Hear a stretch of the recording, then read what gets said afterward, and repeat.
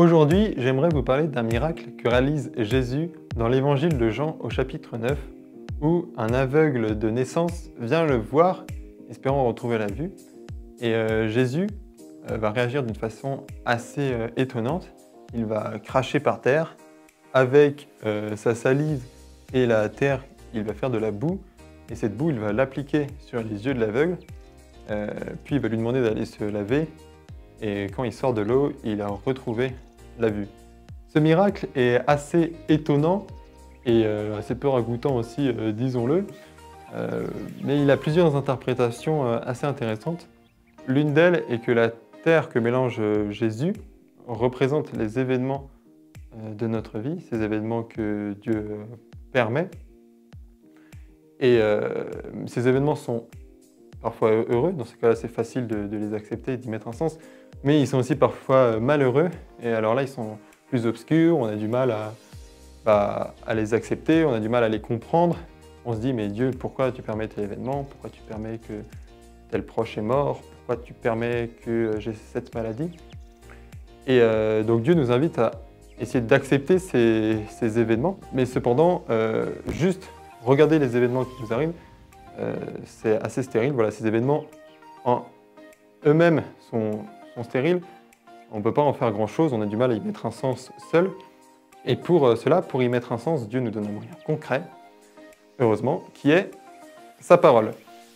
Sa parole qui sort de sa bouche, comme la salive dans le miracle qui sort de la bouche de Jésus. Et cette parole vient illuminer les événements qui nous arrivent, vient y mettre un sens. Cette parole, c'est ce qu'on entend dans la Bible, hein, particulièrement dans les évangiles, ce qu'on va lire à la messe ou lire chez nous. Et un exercice concret qu'on peut faire pour écouter la parole de Dieu, c'est à la messe, puisque c'est souvent là qu'on l'écoute, au moment de la première lecture, du psaume, de la deuxième lecture et de l'évangile.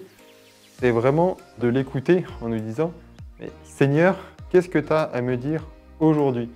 Souvent, on l'écoute, quand on l'écoute comme une histoire qui s'est passée il y a 2000 ans. Voilà, l'histoire de Jésus, c'est très bien, il était parfait, c'est beau. Mais finalement, on l'écoute rarement en se disant « Dieu est en train de me parler, réellement ». Et ce qu'on peut faire, c'est vraiment écouter ces lectures en essayant de penser à un événement.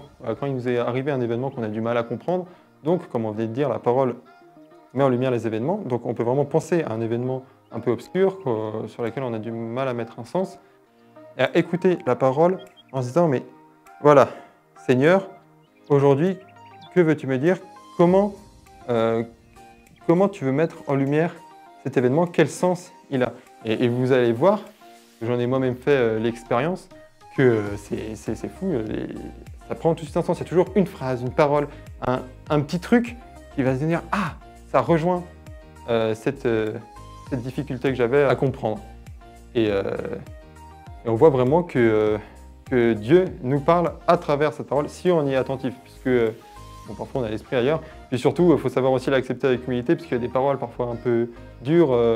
Voilà, il ne nous propose pas toujours dans le sens du poil, Dieu, et donc il faut savoir s'accrocher et savoir aussi un peu se faire bousculer.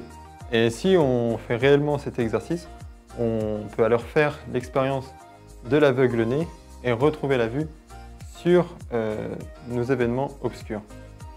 Donc la prochaine fois que vous allez à la messe et que vous écoutez les paroles, vous penserez à moi et vous penserez à vous remémorer un événement de votre vie que vous avez du mal à comprendre, un événement obscur où vous êtes peut-être révolté, en vous disant réellement, tout en écoutant attentivement la lecture, « Seigneur, qu'as-tu à me dire aujourd'hui ?» Et moi aussi, je vais essayer de le faire.